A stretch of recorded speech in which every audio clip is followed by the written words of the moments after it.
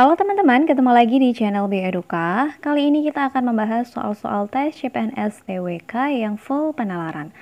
Sebelum kita lanjut membahas soalnya, bantu aku untuk subscribe, like, and share video ini sebanyak-banyaknya. Oke, kita langsung ke soal yang pertama. Seorang pegawai negeri yang baru saja ditempatkan di Departemen Pengawasan Keuangan Negara menemukan bukti bahwa beberapa pejabat tinggi dalam departemen tersebut terlibat dalam praktik korupsi yang merugikan negara. Dia merasa terbebani oleh temuan ini karena dia baru di departemen tersebut dan khawatir akan dampaknya terhadap karir dan keselamatannya. Bagaimana seharusnya pegawai negeri ini bertindak sesuai dengan prinsip integritas dan kejujuran? Oke, jadi yang ditanyakan dalam soal ini adalah bagaimanakah tindakan yang sebaiknya dilakukan oleh pegawai negeri ini yang sesuai dengan prinsip integritas dan kejujuran. Jadi keywordnya adalah integritas dan kejujuran. A. Pegawai negeri tersebut seharusnya segera melaporkan praktik korupsi tersebut kepada atasan dan pihak berwenang tanpa memikirkan resikonya. Oke, ini boleh kita keep dulu. Lalu yang B, pegawai negeri tersebut seharusnya mencoba mencari bukti yang lebih kuat sebelum melaporkan praktik korupsi tersebut. Nah, padahal di dalam teks soalnya itu sudah dijelaskan bahwa pegawai negeri tersebut dia sudah menemukan buktinya. Tinggal bagaimanakah tindakan dia selanjutnya. Maka kita eliminasi opsi jawaban yang B. Lalu yang C, pegawai negeri tersebut seharusnya berbicara dengan rekan kerjanya terlebih dahulu untuk mendapatkan saran. Ya, kalau ternyata saran yang diberikan temannya atau rekan kerjanya ini sesuai dengan prinsip integritas dan juga kejujuran. Kalau ternyata tidak, kan dia tidak bisa mengandalkan orang lain. Tapi di sini adalah tindakannya dia yang harus, inisiatifnya dia setelah menemukan bukti semacam itu, apa yang harus dia lakukan. Kita eliminasi juga jawaban yang C, lalu yang D. Pegawai negeri tersebut seharusnya menghindari ya. Kalau menghindari sudah pasti ini jelas karena tindakan yang dilakukan oleh pejabat negeri tersebut jelas-jelas merugikan negara. Kalau dia menghindari, otomatis kan dia menutupi kasusnya sehingga berlarut-larut dan kemungkinan kerugian yang dialami negara itu akan semakin besar lagi. Kita eliminasi jawaban yang D. Pegawai negeri tersebut seharusnya mengabaikan praktik korupsi. Nah, ini malah mengabaikan ya, berarti dia tidak peduli. Padahal dia posisinya sebagai seorang pegawai negeri yang seharusnya memiliki, yang seharusnya menerapkan prinsip integritas dan juga kejujuran. Maka yang E ini sudah jelas-jelas big no.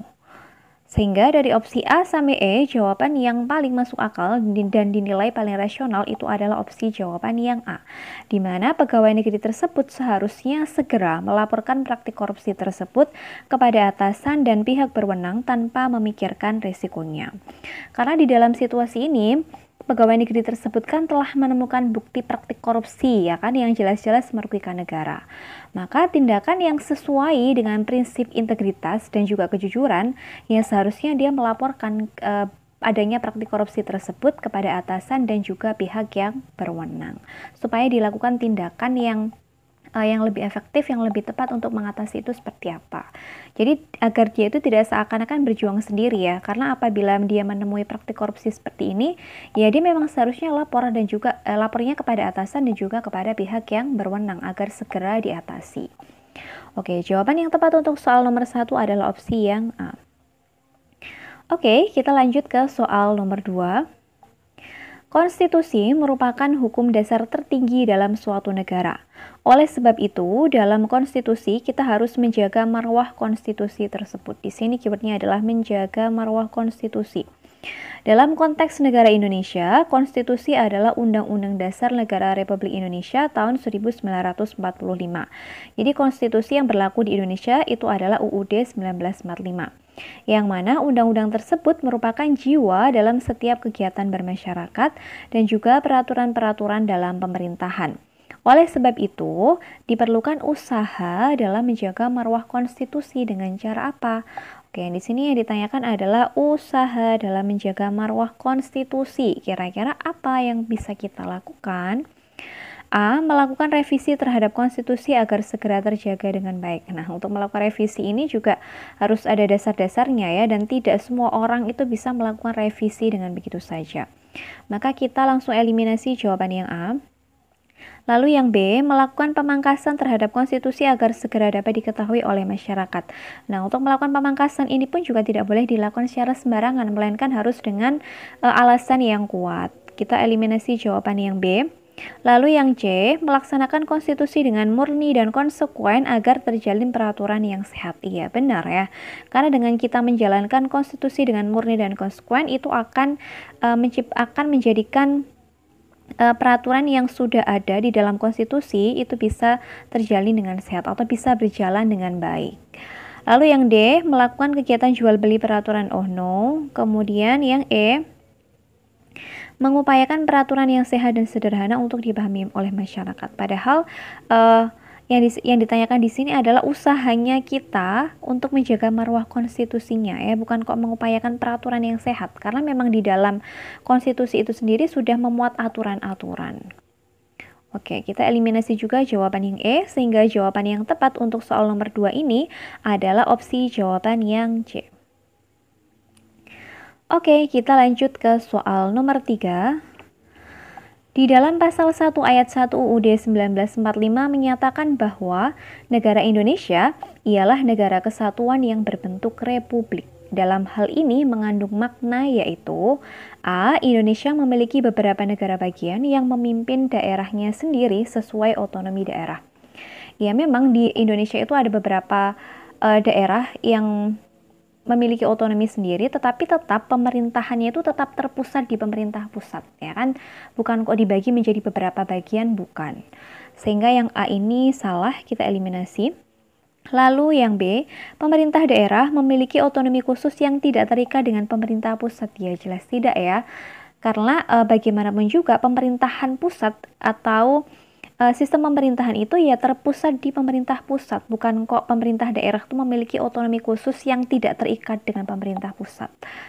Lalu yang C, Indonesia memiliki satu pemerintah pusat yang mengatur seluruh wilayahnya. Iya, jadi karena memang Indonesia tadi bentuknya berupa republik, di Indonesia itu hanya ada satu pemerintah pusat yang mengatur seluruh wilayahnya.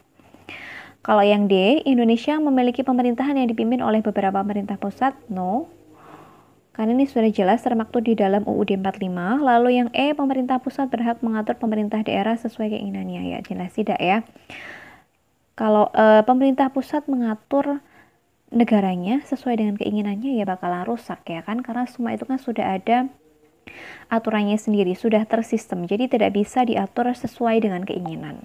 Maka jawaban yang paling sesuai atau yang paling mewakili isi dari pasal 1 ayat 1 UUD 45 itu adalah di mana Indonesia ini memiliki satu pemerintahan pusat yang mengatur seluruh wilayahnya. Oke, jawaban yang tepat adalah opsi yang C. Oke, kita lanjut ke soal nomor 4. Akhir-akhir ini, generasi muda sering menjadi topik utama dalam berbagai kesempatan. Mereka dituntut untuk bisa menjadi penerus bangsa ini. Namun, tidak sedikit para kaum muda lebih apatis atau bersikap bodoh amat dan tidak memikirkan masa depan bangsa ini. Fenomena generasi muda yang mengalami kebudaran jiwa nasionalisme disebabkan karena A. Orientasi nasionalisme adalah sikap dan perbuatan. Tidak ya. Lalu yang B, labeling yang menjadi stigma bagi generasi muda. Bukan juga. Lalu yang C, nasionalisme dipahami hanya sebatas perjuangan fisik. Iya, karena memang nasionalisme ini oleh generasi muda itu hanya dipahami sebagai perjuangan fisik semata.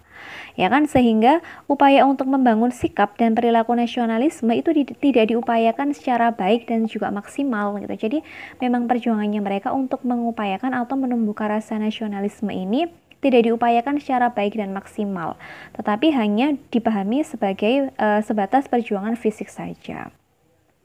Kalau yang D, kurangnya daya juang terhadap tantangan perubahan zaman. No, ini kurang ngena ya kalau membahas mengenai nasionalisme. Lalu yang E, kurangnya sosok heroisme bagi kaum muda. Nah, padahal para pahlawan itu kurang heroik gimana lagi sosoknya. Jadi kurangnya sosok heroisme itu bukan sebagai alasan ya, melainkan adanya kebudaran jiwa nasionalisme ini disebabkan karena Ya, nasionalisme itu hanya dipahami sebatas perjuangan fisik saja, tidak diupayakan secara lebih. Oke, jawaban untuk soal nomor 4 itu adalah opsi jawaban yang C. Oke teman-teman, sekarang kita ke soal nomor 5 atau soal yang terakhir. Undang-Undang Nomor 31 Tahun 2002 tentang partai politik menyatakan bahwa partai politik perlu diadakan. Karena apa? A. Terbukti bahwa dengan adanya partai politik negara menjadi demokratis. Tidak ya? Ya memang sih ada hubungannya di mana partai politik ini dengan sikap demokratisnya masyarakat. Tetapi ya ini tidak menjamin menjadi satu-satunya. Lalu yang B, melalui partai politiklah masyarakat dapat memilih presiden dan wakil presiden. Yang bukan ini bukan satu-satunya ya, bukan kok hanya dengan adanya partai politiklah masyarakat itu bisa memilih presiden dan juga wapres. Terus kalau nggak ada partai politik mereka tidak bisa memilih ya, tentu tidak ya. Lalu yang C, partai politik merupakan satu-satunya wadah untuk menyalurkan aspirasi? Enggak juga. Lalu yang D, banyak tuntutan masyarakat untuk membentuk partai politik. Tidak ya, justru partai politik ini tidak bukan kok dituntut pembentukannya oleh masyarakat umum dari seluruh lapisan, melainkan ya kelompok-kelompok tertentu. Lalu yang E, merupakan salah satu wujud partisipasi masyarakat dalam mengembangkan demokrasi. Ya bisa jadi, ya yang E ini yang lebih mewakili untuk soal nomor 5 ini dibandingkan opsi jawaban yang A, B, C, dan juga D. Nah, di mana dengan adanya partai politik ini bisa menjadi wadah masyarakat untuk aktif berpolitik di dalam demokrasi. Karena melalui partai politik, masyarakat ini bisa menyalurkan aspirasinya. Untuk itu, keberadaan dari partai politik ini tentu sangat penting dalam sistem demokrasi.